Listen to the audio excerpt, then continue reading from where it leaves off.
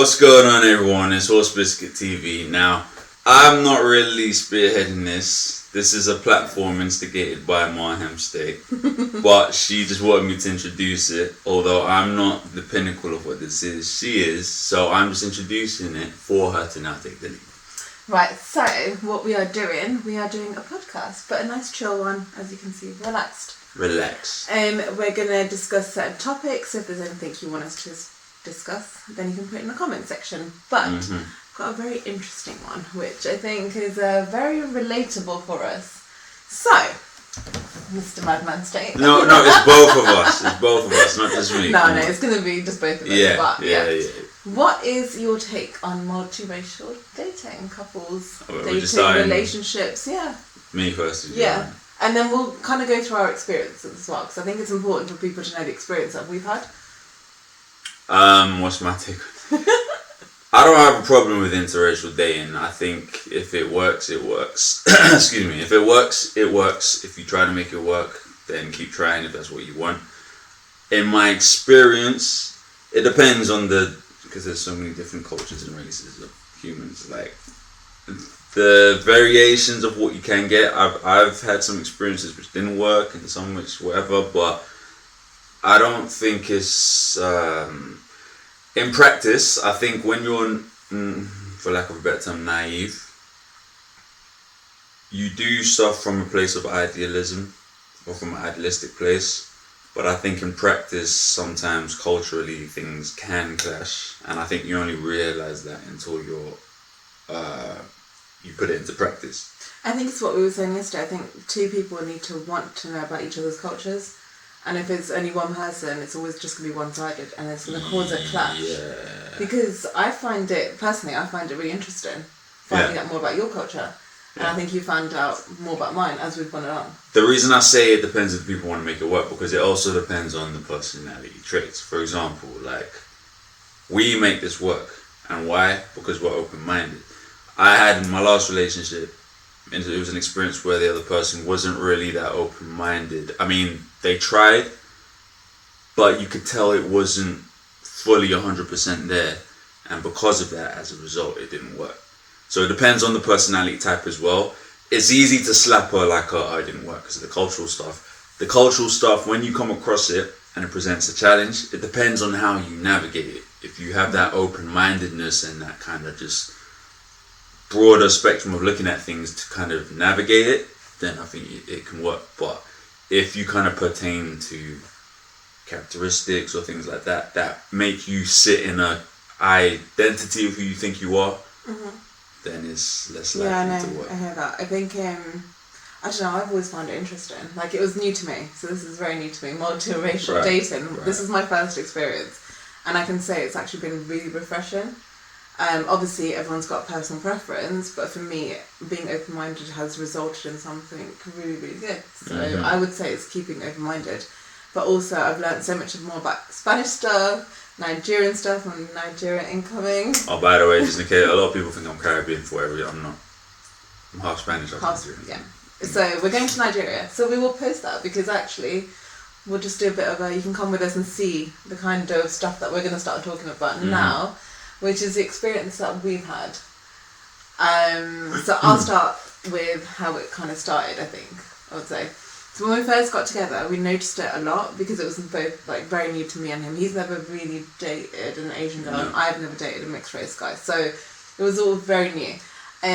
When he came to Birmingham a few times, where I was originally from, he will tell you himself, but the experience was, I would say it's people that are not very open-minded. And they're not used to it. So it was I would say it's probably the next generation up from us that had more looks than I've ever imagined. There was one experience that stands out. What, in Asda or Safeway? Where was it? It was in Asda. Tesco, yeah. And there was I think she was a black woman, right? Or she mixed older, race, she looked like maybe in her 40s. Yeah.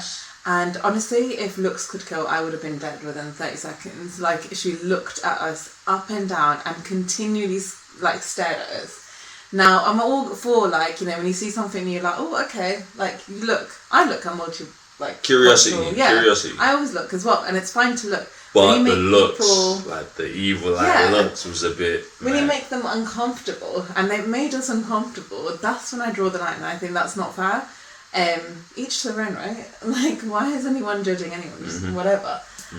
But unfortunately, I think Birmingham especially is not even just that one experience. We've had plenty where Asian people are looking at us and like, what the hell's going on? And coming from that community, I'll be honest, it was a little bit embarrassing, the amount of looks that we got when we were in like Ladypool Road, which, if you don't know, is kind of like a Southall. In Birmingham, yeah. Yeah, it just shows that people are not very narrow. They're quite narrow-minded, but it's fine if they don't want to do what I'm doing. That's cool, but then don't look at me with that intense "what are you doing" look. That's just humans, though, unfortunately. Yeah. Isn't it? Humans are very.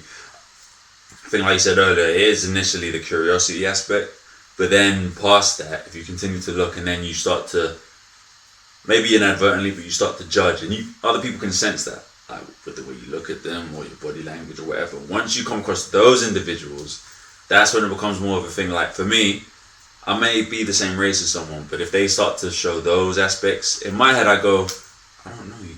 Yeah, it's fair. I haven't said one word to you, you've not said one word to me. Why am I sensing some sense of ownership? But that's exactly what we're saying. It's like, you can look by all means. Everyone's got a right to look. Everyone's got a right to an opinion. We're not even saying that. It's the fact that don't make someone feel physically uncomfortable. Yeah. Because of their life choices. Yeah, like, everyone's equal, yeah, right? yeah, We always yeah, say this. exactly. Everyone's equal. So, yeah, that was our experience. However, I can now say that I'm so over it. Like, it doesn't bother me anymore. Yeah. We're so used to it that I'm just like, whatever. So Nigeria is going to be interesting.